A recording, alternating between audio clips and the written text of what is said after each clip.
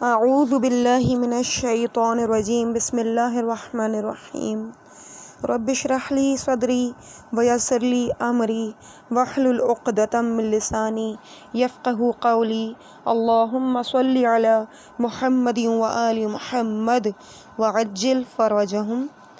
کاشانہ بصیرت کے عزیز و محترم سامعین کرام، السلام علیکم ورحمۃ اللہ وبرکاتہ۔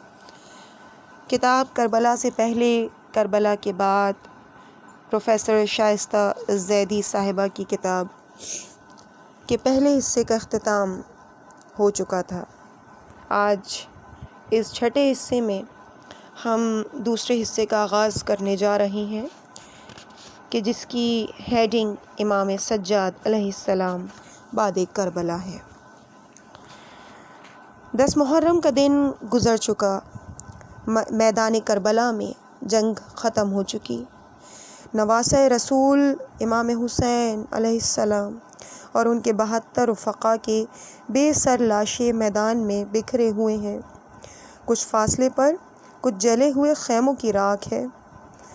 ان اد جلے خیموں کے درمیان کچھ بیویاں جن کی چادریں لٹ چکی ہیں چند سہمے ہوئے بھوکے بچوں کو گودوں میں سمیٹے بیٹھی ہیں، اور ایک بیمار جس کا بستر جل چکا ہے ریگے گرم پر کروٹیں بدل رہا ہے۔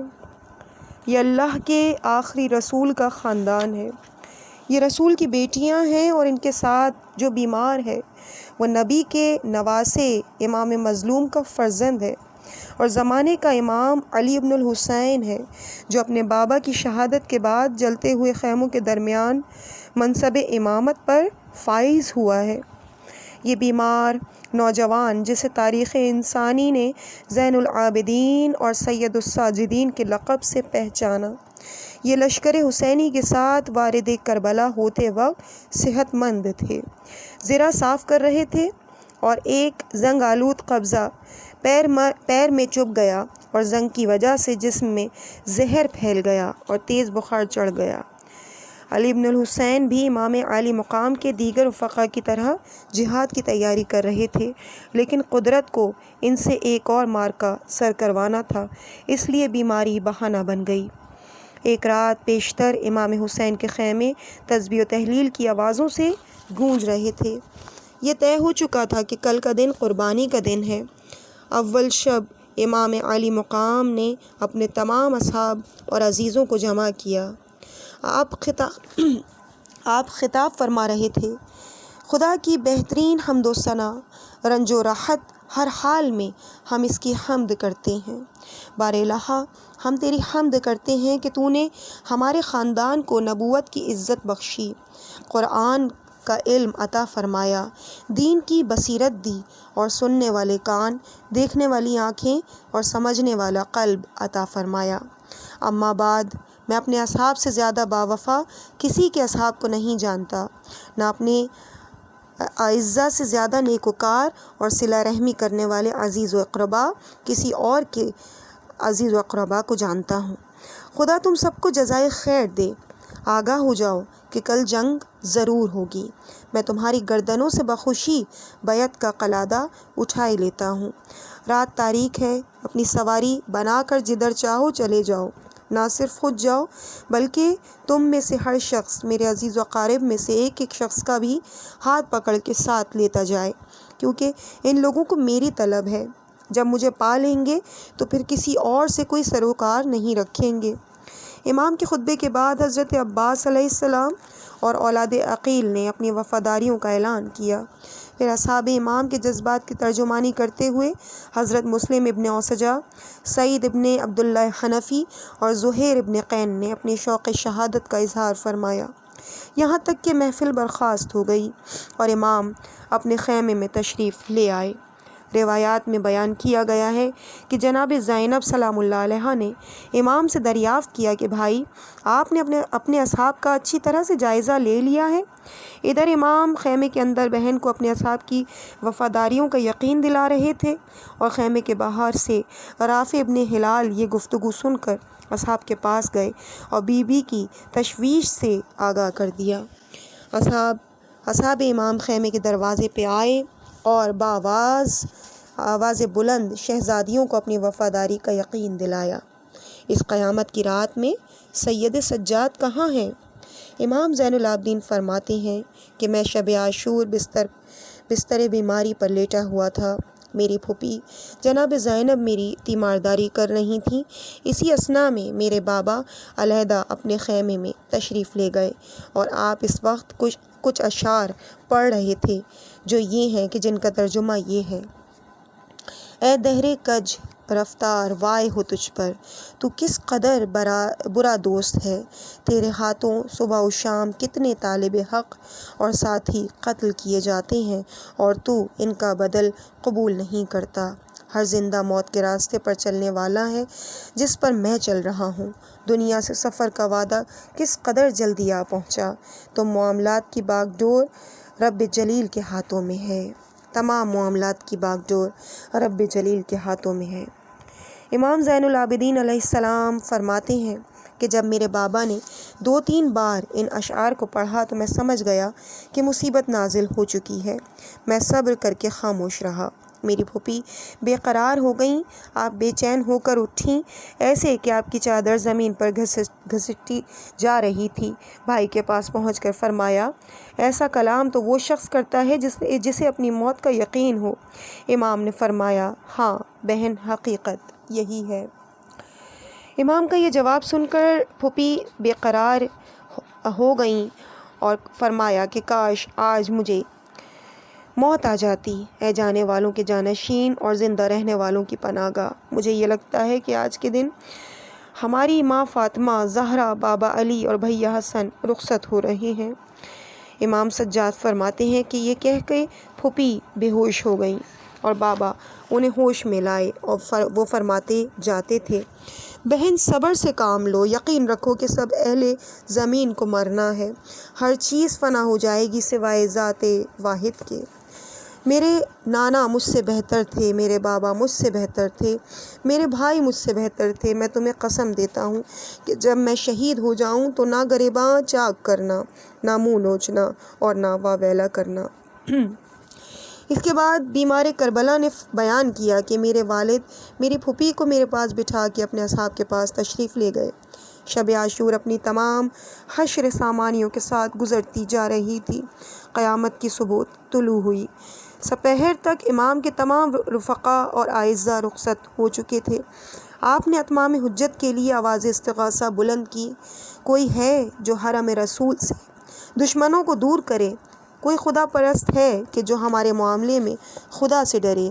کوئی فریاد رس ہے کہ جو ثواب خداوندی کی خاطر ہماری فریاد رسی کرے؟ کوئی مددگار ہے کہ جو حصول اجر کے لیے ہماری مدد کرے؟ خیمے کے اندر آواز پہنچی۔ سید سجاد جو بیماری کی وجہ سے حرکت بھی نہیں کر سکتے تھے، بمشکل عصا کے سہارے اٹھے اور میدان کارزار کی سمت چل پڑے۔ کلثوم نے روکنے کی کوشش کی۔ سید سجاد نے بے قراری سے فرمایا: اے پھوپھی اماں، مجھے چھوڑ دیں تاکہ میں بھی فرزند رسول پر اپنی جان قربان کر دوں۔ جب امام حسین تک کی آواز پہنچی تو آپ نے بہن کو آواز دے کے کہا: بہن، اسے روک لیں، کہیں ایسا نہ ہو کہ زمین نسل رسول سے خالی ہو جائے۔ بی بی نے انہیں روک کر بستر پہ لٹایا اور پھر وہ وقت آ پہنچا کہ جب بابا آخری رخصت کے لیے آئے۔ جناب سید سجاد کہتے ہیں کہ جب میرے بابا نے مجھے سینے سے لگایا تو ان کے جسم مبارک سے خون بہہ رہا تھا۔ بالآخر وہ وقت بھی آیا کہ جب خیمے کے باہر امام کے گھوڑے کے ہنہنانے کی آواز سن کر بیویاں بے قرار ہو کر خیموں سے نکلیں، لیکن دیکھا کہ گھوڑا تو ہے لیکن سوار نہیں ہے۔ گھوڑے کی پیشانی خون سے تر ہے، زین ڈھلکی ہوئی ہے۔ فوج یزید کے درندے لوٹ مار کرتے ہوئے امام سجاد کے قریب آ گئے۔ شمر لعین چاہتا تھا کہ امامت کی اس شمع کو بھی بجھا دے، لیکن جناب زینب آگے بڑھیں اور فرمایا: پہلے مجھے قتل کر دو، پھر ان کی طرف آنا۔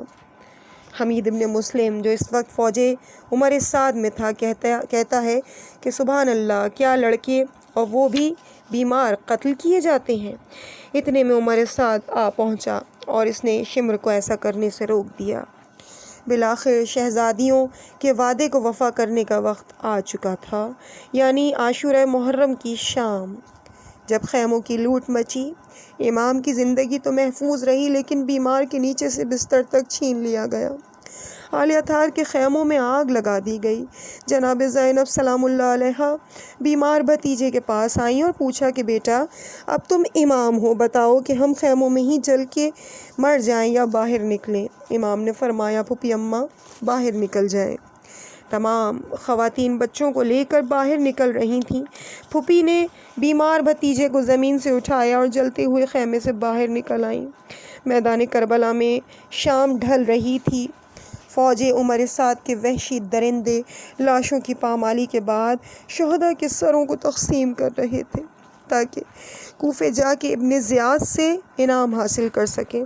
سر امام حسین علیہ السلام کو رات کے وقت ہی خولی کے ہاتھ کوفے روانہ کر دیا گیا، اور پھر شہزادیاں ان بچوں کو ڈھونڈ رہی تھیں جو خیموں کی لوٹ کے دوران صحرا میں نکل گئے تھے۔ رات ہو گئی، 2 بچوں کا پتہ نہ چلا۔ بالآخر جناب زینب اور جناب ام کلثوم کی نظر ایک گڑھے پہ پڑی۔ دونوں بچے ایک دوسرے کے گلے میں باہیں ڈالے پڑے ہوئے تھے۔ شہزادیاں سمجھیں کہ شاید بچے سو رہے ہیں، لیکن جب قریب جا کے دیکھا تو دونوں اس ظالم دنیا سے عادل حقیقی کی بارگاہ میں پہنچ چکے تھے۔ گزشتہ شب میں اور اس شب میں کتنا فرق تھا۔ ایک شب پہلے خیمہ امام علی مقام اور ان کے رفقا کی عبادتوں اور تلاوت کی آوازوں سے گونج رہے تھے، نہ صرف چراغوں کی روشنی سے بلکہ امام کے چہرے پر نور کی روشنی ہر طرف پھیلی ہوئی تھی۔ شہزادیوں کے خیموں کی حفاظت کیسے کیسے جانثار کر رہے تھے، اور یہ رات شام غریبہ قیامت کی رات تھی۔ مقتل میں نواسہ رسول اور ان کے بے سر لاشیں، جلے ہوئے خیمے، جن بیبیاں، یتیم بچے جن کے نگہدار علی کی شیر دل بیٹی جس کے ہاتھ میں ایک ٹوٹا ہوا نیزہ تھا۔ حمید ابن مسلم کا بیان ہے کہ نصف شب کے بعد میں نے کئی تکبیروں کی آواز سنی۔ یہ علی ابن الحسین سید الساجدین علیہ السلام کی آواز تھی۔ ہو کا عالم، بے چراغوں کی وہ شام، ہر طرف اللہ ہی اللہ ہے۔ اس کے بعد صفحہ نمبر 74 تک یہاں بیان کرنے کے بعد کچھ اچھے صفحات پہ تصویریں دی گئی ہیں، جن میں خیمہ گاہ کی تصویر ہے، دور حاضر کی خیمہ گاہ کی تصویر کربلا معلی۔ اس کے علاوہ دوسری تصویر ہے تلہ زینبیہ کی، جہاں جناب زینب کبریٰ کھڑے ہو کر امام کی شہادت کے منظر کو دیکھ رہی تھیں اپنی آنکھوں سے۔ اس کے بعد تیسری تصویر روضہ امام حسین علیہ السلام کی ہے۔ اس کے بعد مسجد حنانہ کی تصویر دی ہوئی ہے کہ جہاں ایک رات کے لیے امام حسین علیہ السلام کا سر اقدس رکھا گیا تھا۔ پھر خیمہ گاہ کی تصویر ہے کہ جہاں تمام خیمے نصب کیے گئے تھے، اور اس کے بعد تلہ زینبیہ کی یہ تصاویر ریپیٹ کر دی گئی ہیں، یعنی 2 صفحات میں تصویر دے دی گئی ہیں۔ بہرحال یہ کہ خیمہ گاہ، تلہ زینبیہ، روضہ امام حسین علیہ السلام اور مسجد حنانہ کی تصاویر دی گئی ہیں۔ پھر پیج نمبر 75 سے ہیڈنگ کا آغاز ہوتا ہے، قیدیوں کا قافلہ سالار۔ عمر سعد نے شہداء کے سروں کو تو 10 محرم کی شام ہی کوفہ بھیج دیا تھا، اور خود 11 محرم کی سے پہر تک کربلا میں رہا۔ اپنی فوج کے قتل ہونے والوں کی نماز جنازہ پڑھی، انہیں دفن کیا، اور رسول کے جگر گوشوں کے سر بریدہ لاشیں اسی طرح کربلا کی گرم ریت پر چھوڑ دیے گئے۔ زوال آفتاب کے بعد نبی کی بیٹیوں کو بے کجاوہ اونٹوں پر سوار کرا کے کوفے کی طرف روانہ ہوا۔ سجاد ہوئے محبوس بلا، افسوس کسی نے یہ نہ کہا، یہ پاؤں ستون کعبہ ہیں، زنجیر کسے پہناتے ہو۔ اسی شہر کی طرف جو جناب امیر المومنین کا پایہ تخت تھا، 20 سال بعد شہزادیاں پھر اسی کوفے کی طرف آ رہی تھیں، لیکن اسیر ہو کر شہزادیوں نے فرمایا کہ ہمیں وہاں سے لے چلو کہ جہاں ہمارے پیاروں کے بے کفن لاشیں بکھری ہوئی ہیں۔ بعض روایت میں ہے کہ یہ عمر سعد کا منصوبہ تھا کہ سوگواروں کو مقتل کی طرف سے گزارا جائے تاکہ ان کے حوصلے پست ہو جائیں، لیکن یہ تو وہ قافلہ تھا کہ اذیتوں کے طوفانوں میں بھی جس کے پائے استقلال میں ذرا سی بھی جنبش پیدا نہیں تھی۔ راویوں نے بیان کیا ہے کہ جناب زینب کبریٰ سلام اللہ علیہا اپنے بھائی کی لاش کے قریب تشریف لائیں، دونوں ہاتھ نیچے رکھے اور فرمایا، خداوند ہماری یہ قربانی قبول فرما۔ اور پھر فرماتی ہیں، اے اللہ کے رسول، زمین و آسمان کے فرشتے آپ پر درود بھیجتے ہیں۔ یہ آپ کا حسین ہے کہ جس کے اعضاء کو ٹکڑے ٹکڑے کر دیا گیا اور سر تن سے جدا ہے۔ یہ آپ کا حسین ہے کہ جس کا بدن صحرا میں پڑا ہے، جس پر ہوا خاک ڈال رہی ہے، جس پر ہر دوست دشمن رو رہا ہے۔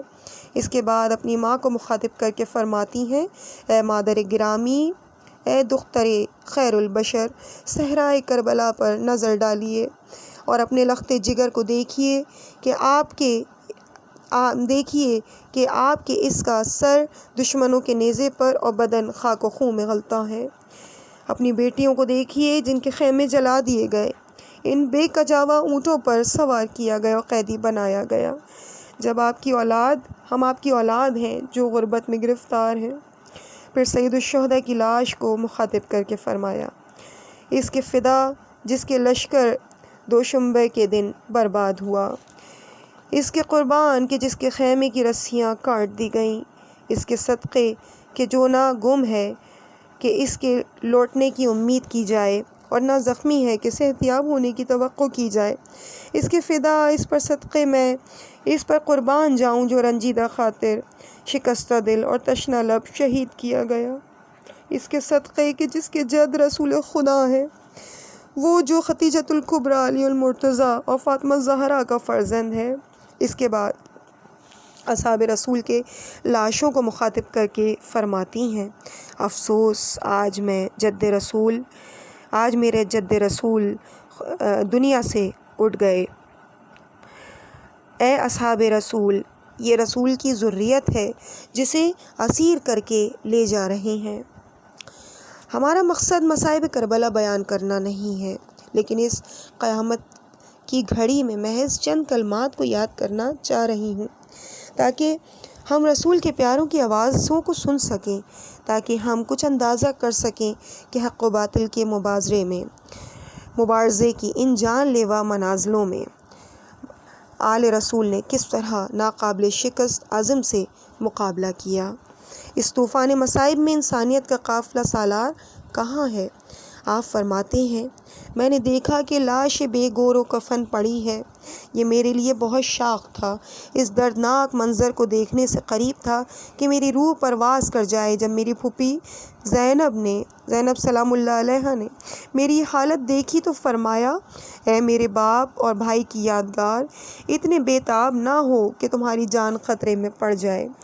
میں نے کہا کہ کیسے مضطرب نہ ہوں، جبکہ میں یہ دیکھ رہا ہوں کہ میرے باپ اور چچا اور بھائی اور ان کے بیٹے خون میں غلطہ ہیں۔ ظالموں نے ان کا لباس تک لوٹ لیا، نہ کسی نے کفن دیا اور نہ دفن کیا۔ پھوپھی نے کہا، یہ ایک وعدہ تھا جو رسول نے آپ کے جد اور والد سے کیا، جو ہم نے پورا کیا۔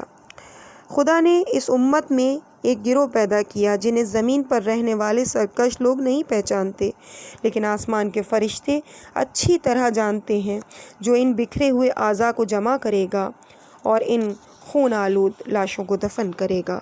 اس سرزمین پر آپ کے والد حسین علیہ السلام کی قبر کی ایسی نشانی قائم ہوگی جس کے آثار کبھی نہیں مٹیں گے۔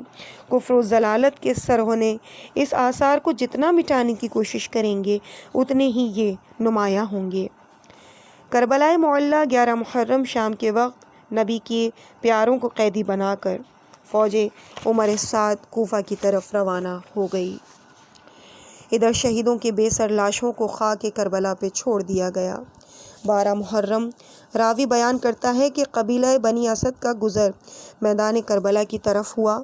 بنی اسد ہی بنی اسد سے ہی امام حسین نے خطہ زمین خریدا تھا۔ عاشور کی شب حضرت حبیب ابن مظاہر بھی انہیں نصرت امام کی دعوت دینے کے لیے آئے، لیکن راستے میں فوج عمر سعد نے مزاحمت کی تو نصرت کرنے والے امام کی خدمت میں یہ نہیں پہنچ سکے۔ حبیب ابن مظاہر بھی بڑی مشکل سے اپنے ساتھیوں میں واپس آئے۔ بنی اسد سمجھ گئے تھے کہ اتنے لاوارث و مظلوم لاشیں رسول کی اولاد اور ان کے ساتھیوں کے علاوہ کسی کے نہیں ہو سکتے۔ بنی اسد کے لوگ ان محترم لاشوں کو دفن کرنے کا ارادہ کر رہے تھے، لیکن لاشوں کو پہچاننا مشکل تھا، اس لیے کہ زیادہ تر لاشیں بے سر تھیں اور فوج یزید کے درندے ان کے لباس تک اتار کے لے گئے تھے۔ بعض شہداء کے اعضاء جدا جدا پراگندہ کرتے۔ اسی وقت ایک سوار کوفے کی طرف سے نمودار ہوا۔ لوگ خوفزدہ ہوئے کہ کہیں فوج عمر سعد تو نہیں پلٹ آئی، لیکن دیکھا کہ ایک نحیف جوان ہے جس کے چہرے پر بزرگی چھائی ہوئی ہے، اور یہ حضرت علی بن الحسین تھے جو باعجاز امامت ابن زیاد کے زندان سے تشریف لائے تھے۔ لاش کے قریب جا کر آپ نے فرمایا، خوش نصیب ہے وہ زمین کہ جس نے آپ کی لاش کو اپنی آغوش میں لے لیا۔ دنیا آپ کے بعد تاریک ہے اور آخرت آپ کے نور سے روشن ہے۔ رہی میری بات تو نہ میری راتوں میں نیند ہے اور نہ غم و علم کا سلسلہ اب ختم ہونے والا ہے، یہاں تک کہ خدا آپ کے اہل بیت اطہار کو بھی آپ سے ملا دے اور آپ کی پناہ میں جگہ عنایت فرمائے۔ میرا سلام ہو آپ پر اے فرزند رسول، اور آپ پر اللہ کی رحمت نازل ہوں۔ بنی اسد کی مدد سے آپ نے اس لاش کو دفن کیا اور پھر قبر مطہر پر انگلی سے لکھا، یہ حسین ابن علی علیہ السلام کی قبر ہے جسے غریب الوطن شہید کیا گیا۔ صحیفہ کربلا حیات الامام الحسین علیہ السلام سے اقتباس۔ پھر دیگر شہداء کے لاشیں دفن ہوئے اور پھر بنی اسد امام زین العابدین علیہ السلام کے ساتھ لاش حضرت عباس علیہ السلام کو دریا کی ترائی کی طرف لے چلے۔ آپ گریہ فرماتے جاتے تھے اور کہتے جاتے تھے، اے قمر بنی ہاشم، آپ کے بعد دنیا پر خاک ہے، آپ پر میرا سلام اور خدا کی رحمت و برکت ہو۔ میدان کربلا میں امام زین العابدین علیہ السلام کی آمد کے راوی امام محمد باقر علیہ السلام اور امام علی رضا علیہ السلام ہیں۔ اس کی سند کے مطابق امام کو امام ہی دفن کر سکتا ہے، اور یہ اجاز امامت ہے کہ امام زین العابدین علیہ السلام جو اس وقت کوفہ میں عبید اللہ ابن زیاد کے قید خانے میں تھے اور وہاں سے اس طرح میدان کربلا میں تشریف لے آئے کہ پہرے داروں کو خبر بھی نہ ہوئی، اور پھر اس کے بعد زندان کوفہ میں لوٹ گئے۔ دولت کے اندھے پجاری اس کی طاقت کے زوم پر اس وقت یہ سمجھتے تھے کہ جن لاشوں کو خاک کربلا پر چھوڑ آئے ہیں ان کا نام و نشان مٹ جائے گا، جن محترم ہستیوں کو قید کے بازاروں اور درباروں میں لے جا رہے ہیں ان کی حرمت و عظمت لوگوں کے دلوں میں ختم ہو جائے گی۔ وہ کیا سمجھ سکتے تھے کہ یہ مقام ایک دن بشریت کے لیے حریت و آزادی، عدل و مساوات کے پیغام کے مراکز بن جائیں گے۔ ان قبروں میں سونے والے بظاہر خاموش نظر آئیں گے، لیکن ان کی قبروں کا ذرہ ذرہ بولے گا، انسانوں کو آواز دے کر بلائے گا، ظلم کے خلاف احتجاج کی طرف، زندگی کی طرف، عدالت کی طرف، آزادی کی طرف۔ اور پھر آنے والے زمانوں نے دیکھا کہ یہ قبریں ملوکیت کے خلاف جہاد کرتی رہیں تاکہ اسلام کی پہچان گم نہ ہو جائے، اور اسی لیے بہت سے ظالموں نے ان نشانوں کو مٹانے کی کوشش کی۔ کبھی دریا کا رخ موڑ کر یہ کوشش ہوئی کہ ان مقامات کو زیر آب کر دیا جائے، لیکن پانی جا کے قبر حسین علیہ السلام کے چاروں طرف بہتا رہا اور پیاسوں کی قبریں بدستور خشک رہیں، حالانکہ پانی ہمیشہ نشیب کی طرف بہتا ہے، اور امام کی شہادت گاہ جب آپ کی قبر مبارک ہے نشیب میں واقع ہے۔ کبھی یہ کوشش کی گئی کہ تمام حائر حسینی پر حل چلوا کر زراعت کروا دی جائے، کبھی یہ حکم نافذ ہوئے جو کوئی بھی قبر حسین کی زیارت کے لیے جائے اس کے اعضاء قلم کر دو، قتل کر دو۔ سچائی کے پرستار قتل ہوتے رہے لیکن زیارت کو جاتے رہے۔ ناصف بنو امیہ کے زمانے میں ان قبا و قبور کو بے نشان کرنے کی کوششیں ہوئیں، بلکہ ہارون الرشید متوکل عباسی کے زمانے میں بارہا قباء و قبور کو منہدم کیا گیا اور بار بار لوگ تعمیر کر لیتے تھے، اور یوں زمانہ گواہی دیتا رہا کہ سچائی کو مٹایا نہیں جا سکتا۔ بدترین ظلم و تشدد، تلوار و قید خانوں کے باوجود انسانیت زندہ رہی۔ کتنا سچا قول ہے! خدا کا یہ قول ہے کہ یہ لوگ پھونکوں سے نور خدا کو بجھانا چاہتے ہیں، لیکن اللہ اپنے نور کو کامل کر کے رہے گا، خواہ کافروں کو کتنا ہی ناگوار گزرے۔ اور شہداء سے تو خدا کا وعدہ ہے کہ وہ زندہ ہیں، اور ہم ان کی زندگی کا شعور نہیں رکھتے۔ بلا شبہ اس حیات جاوید کی حقیقت ہم کیا سمجھ سکتے ہیں، لیکن اس حیات جاوید کا ایک مظہر تاریخ کربلا دے رہی ہے کہ کربلا کی یاد، حسینی شہیدوں کی محبت نے انسانوں کو ظلم کے خلاف قیام کا، حق کے لیے جان دینے کا حوصلہ عطا کیا ہے۔ ہر دور میں اس یاد سے ظالموں کے تخت لرزتے رہے، 61 ہجری سے آج تک۔ اس دور کا عظیم انقلاب جو سرزمین ایران پر نہتوں نے، کمزوروں نے ظالم ترین شہنشاہیت اور امریکی سامراج کے خلاف برپا کیا، اسی روشنی اور طاقت کا مظہر ہے جو کربلا آج بھی عطا کر رہی ہے۔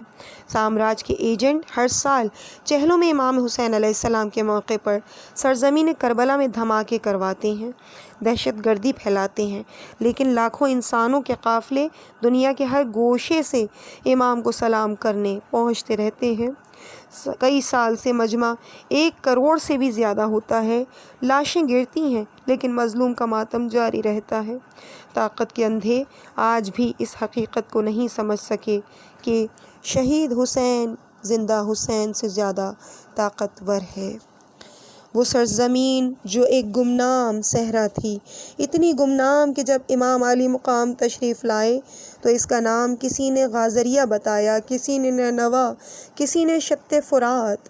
وہ جغرافیائی لحاظ سے تو ایک چھوٹا سا شہر ہے، لیکن اس کی معنویت ادراک کی حدوں سے بالا ہے۔ کربلا عرض کرب و بلا، مہر صدق و صفا کی سپہر بری، راز ہائے فنا و بقا کی امی، خاتم موت پر زندگی کے نگیں۔ با ادب تیرے دل کی تڑپ دیکھ کر پھر دیکھ اے میرے چشم یقین، حق کی آیات بکھری ہوئی ہیں، یہاں عرش اعظم کے تارے ہیں ذرے نہیں۔ محبت انبیاء، قبلہ اوصیاء، سجدہ گائے ملائک ہے یہ سرزمین۔ عزیز سامعین، اس مقام پہ ہم کتاب کربلا سے پہلے کربلا کے بعد کے اس حصے کو مکمل کرتے ہیں۔ انشاءاللہ اس سے آگے کے حالات کو اگلے حصے میں آپ کے سامنے بیان کیے جائیں گے۔ پیج نمبر ہوگا 86، 82 اور ہیڈنگ ہوگی کوفے کا شہزادہ۔ مجھے اپنی دعاؤں میں یاد رکھیے گا۔ والسلام علیکم ورحمۃ اللہ وبرکاتہ۔